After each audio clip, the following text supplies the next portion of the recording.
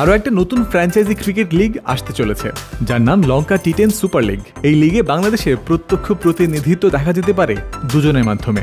সাকিব আল হাসানকে গল মার্বেলস নামক ফ্র্যাঞ্চাইজি নিজেদের দলে ভিড়িয়েছে প্লাটিনাম ক্যাটাগরি থেকে। সাকিবের পর বাংলাদেশ থেকে এই টুর্নামেন্টে দল পেয়েছেন আরও এক টাইগার ক্রিকেটার।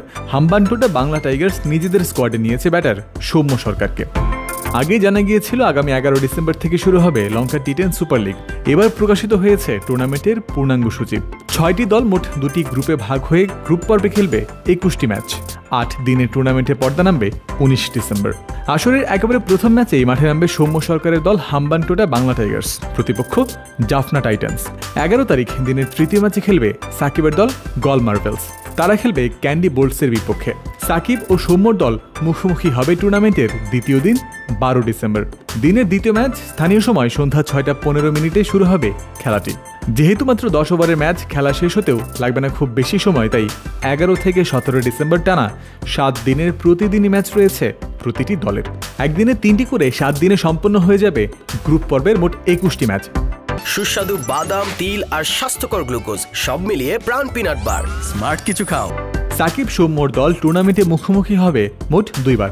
12 তারিখের পর গ্রুপ পর্বের শেষ দিন 17 ডিসেম্বর রাত 8:30টার ম্যাচে গল মার্বেলসের বিপক্ষে আবারও খেলবে হাম্বানটোটা বাংলা টাইগার্স। 18 ডিসেম্বর লঙ্কা টি10-এর 1 ও 2 নম্বর কোয়ালিফায়ার এবং এলিমিনেটর ম্যাচ অনুষ্ঠিত হবে, আর 19 ডিসেম্বর ফাইনাল দিয়ে সমাপ্ত হবে টুর্নামেন্টের প্রথম আসর। যদিও লঙ্কা টি10-এ সাকিব আল হাসান ও সৌম্য সরকারের খেলা নিয়ে অনেক যদি কিন্তু অবকাশ এখনও আছে। বাংলাদেশ দল পূর্ণাঙ্গ সিরিজ খেলার জন্য এই মুহূর্তে রয়েছে ওয়েস্ট ইন্ডিজে। সফরে উইন্ডিজদের বিপক্ষে ওয়ানডে সিরিজে সাকিবের খেলার সম্ভাবনা উড়িয়ে দেওয়া যায় না। সাকিব যদি খেলেন তাহলে 8, 10 ও 12 ডিসেম্বর হবে ম্যাচ 3টি। এরপরে এসে যোগ দিতে পারবেন গল মার্বেলসে। ততদিনে কয়েকটি ম্যাচ মিসও করবেন তিনি। অন্যদিকে একই কথা প্রযোজ্য সৌম্যর ক্ষেত্রেও। ওয়ানডে সিরিজে তিনি থাকছেন নিশ্চিতভাবেই, থাকতে পারেন পরের টি20 সিরিজেও। এই সিরিজের ম্যাচ 3টি হবে যথাক্রমে 16, 18 ও 20 ডিসেম্বর। যদি টি20 স্কোয়াডে সৌম্যকে রাখা হয় তাহলে এই সময় জুড়ে তাকে ওয়েস্ট ইন্ডিজে থাকতে হবে, যে কারণে চাইলেও আর লঙ্কা টি10 লিগে খেলা হবে না সৌম্যর। শেষ পর্যন্ত আসলে কি হতে যাচ্ছে সেটা সময়ই বলে দেবে। জয়ন্ত বিন্দু, ক্রিক ফ্রেন্সি।